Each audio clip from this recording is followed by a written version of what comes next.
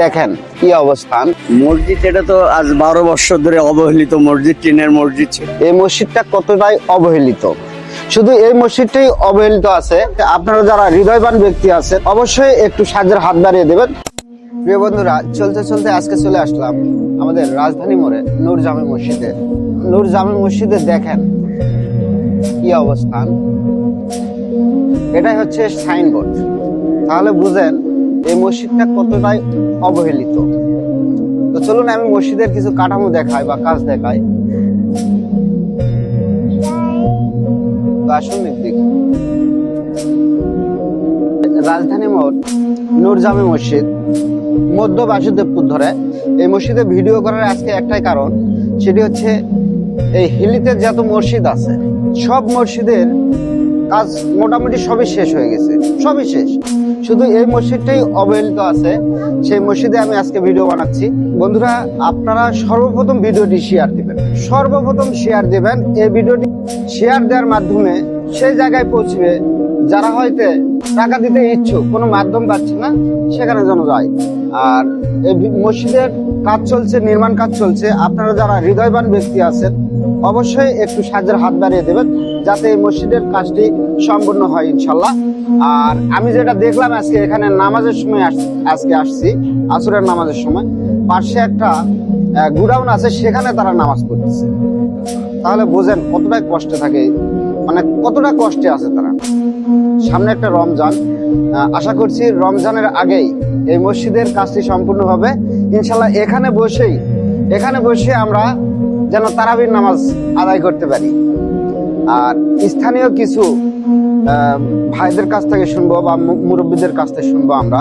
আর এখানকার হচ্ছে আমাদের সুরুজ চেয়ারম্যান আছে, তার থেকে শুনবো তারা আদায় করতেছে। তো চলুন ওখানে একটু শুনি এই মসজিদের অবস্থানটা বর্তমান। তো আসি। আসসালামু আলাইকুম, ভালো আছেন?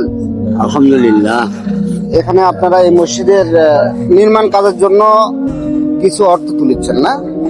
এই মসজিদ সম্বন্ধে কিছু বলবেন? মসজিদ এটা তো আজ 12 বছর ধরে অবহেলিত মসজিদ, টিনের মসজিদ ছিল। আমরা এতে চাই চিন্তা অনেক কিছু করে এখন কোন রকম আল্লাহ তাআলা এই পর্যন্ত চালাচ্ছে। এখনো বহু টাকার দরকার, এখনো আমাদের বহু টাকার দরকার। কাজই এখনো হয়নি, মনে করেন অনেক কাজের টাকার দরকার আছে। হ্যাঁ, টাকা। আচ্ছা, এই মসজিদের কোনো ব্যক্তিগত বিকাশ নাম্বার বা নগদ নাম্বার এরকম কিছু আছে নাকি? মসজিদের নাই, তবে আমাদের নিজস্ব আছে।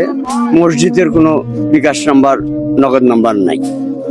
আচ্ছা প্রিয় বন্ধুরা, বিকাশ নাম্বার যদিও বা আমি দিব, তাদেরই বিকাশ নাম্বার দিব। এনারা হচ্ছে কর্তৃপক্ষ, তাদের বিকাশ নাম্বার দিব। আর আপনারা যারা ভিডিওটি যেখান থেকে দেখবেন, টাকা যদি অর্থ যদি দিতে চান তাহলে ইনবক্স করবেন, অথবা ডাইরেক্ট ওই নাম্বারে টাকাটি দিবেন, অথবা আমার মাধ্যমে দিতে পারেন। ইতিপূর্বে আপনারা জানছেন অনেক টাকা পয়সা আপনারা প্রবাস থেকে দিয়েছেন, সেগুলো আমি গরিব ফ্যামিলিতে দিয়ে দিছি।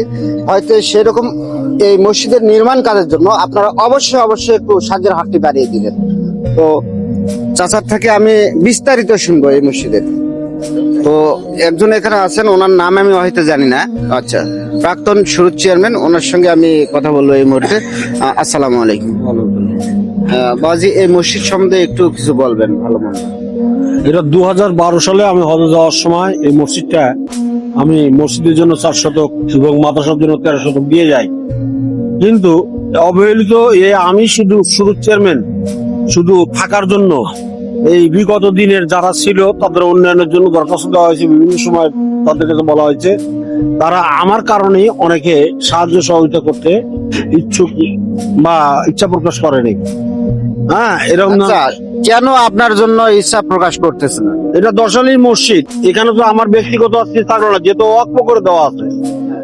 এবং এটা হচ্ছে প্রতিহিংসার কারণে এইসব ধারণা হয়ে আছে। হ্যাঁ, আর এগ্রাম জনগণের কাছ থেকে এখন সাহায্য চাই নিয়ে কিছুটা উন্নয়নমূলক কাজের মধ্যে হাত দিছি। এখন আল্লাহ পাকি জানেন এখন কতটুকু পর্যন্ত অগ্রসর হতে পারবো, চেষ্টা করতেছি ইনশাল্লাহ। তবে আমি একটা কথা বলতেছি, এখানে হচ্ছে আল্লাহর ঘর, মসজিদ। এখানে কারো ব্যক্তি ঘৃণার আসার প্রশ্নই আসে। উনি কি করছে সেটা ওনার বিষয়, কিন্তু এটা একটা মসজিদ। সূত্র ধরে এই মসজিদে কেন দ্বিধাদ্বন্দ্ব থাকবে? প্রশ্নটা আপনাদের কাছে, আপনারা অবশ্যই কমেন্টে জানাবেন।